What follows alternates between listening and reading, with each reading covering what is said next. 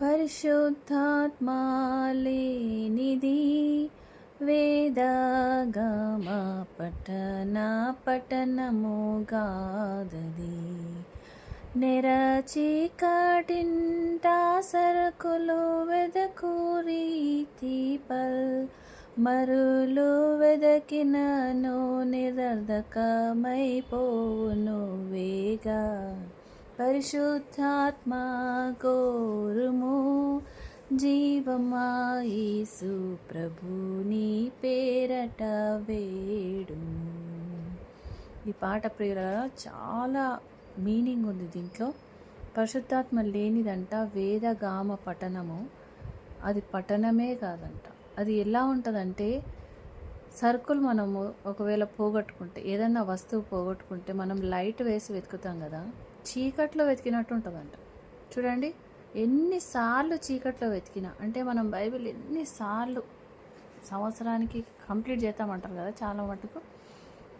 అది కన్నా మొదలెట్టుకొని ప్రకటన గ్రంథం వరకు 365 days డివైడ్ చేసుకొని చదువుతారు. అట్లా ప్రతి సంవత్సరం చదువుతూనే ఉంటారు. కానీ పరిశుద్ధాత్మ లేకుండా చదివితే అది చీకట్లో వెతికినట్టేనంట. అది అర్థమే కాదంట. మనకు పాస్టర్లు చెప్తారు కదా, ఆ బైబిల్ బుక్స్ ఉంటాయి కదా, అవి చదువుకోవచ్చు కదా. నో, హోలీ స్పిరిట్ మనకు హెల్ప్ చేయండి. ఆ వాక్యం మనకు అర్థమే కాదు. నాకు దేవుడు చూపించింది ఆ వర్సెస్ ముందల మనకు అవి ఉంటాయి కదండి, నెంబర్స్. ఆ నెంబర్స్ అన్నిటికీ లాక్స్ ఉన్నాయి. ప్రతి నెంబర్కు లాక్ ఉంది. అంత చిన్న లాక్స్ నేను ఎప్పుడు చూడలేదు. రెడ్ లాక్స్ ఉన్నాయి. నేను ప్రార్థన చేస్తూ బైబిల్ చదువుతున్నప్పుడు, ఏది ప్రభావ ఇవన్నీ లాక్సే ఉన్నాయి, నాకు ఇవి ఎట్లా ఓపెన్ చేయడం అంటే, దేవుడు నా చేతిలో అంతకంటే చిన్న, ఆ లాకే చిన్నదంటే దానికంటే చిన్న కీ పెట్టాడు. ఈ కీతోటి ఓపెన్ చేయాలి, అప్పుడే ఈ లాక్స్ ఓపెన్ అయ్యి నీకు అర్థం అవుతుంది వాక్యం అని అన్నాడు. మరి నేను ప్రార్థనలో ఆ కీ ఏంటి ప్రభు అంటే, ఆ కీ, ఆ రెడ్ కీ ఎంత చిన్నగా ఉందంటే అంత చిన్నగా ఉంది. అది హోలీ స్పిరిట్ అని చెప్పడం జరిగింది.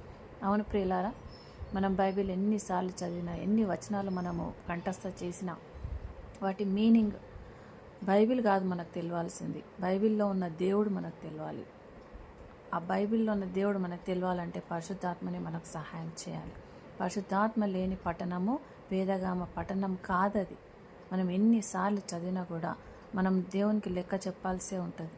నేను చదివిన దేవా 1000 సార్లు చదివినా అని చెప్పినా కూడా, ప్రభు నీకు అర్థమయ్యానా నేను అని అడుగుతాడు. కాబట్టి పరిశుద్ధాత్మను అందరూ పొందుకుందురుగాక. దేవుడి వాక్యాన్ని దీవించునుగాక. ఆమేన్.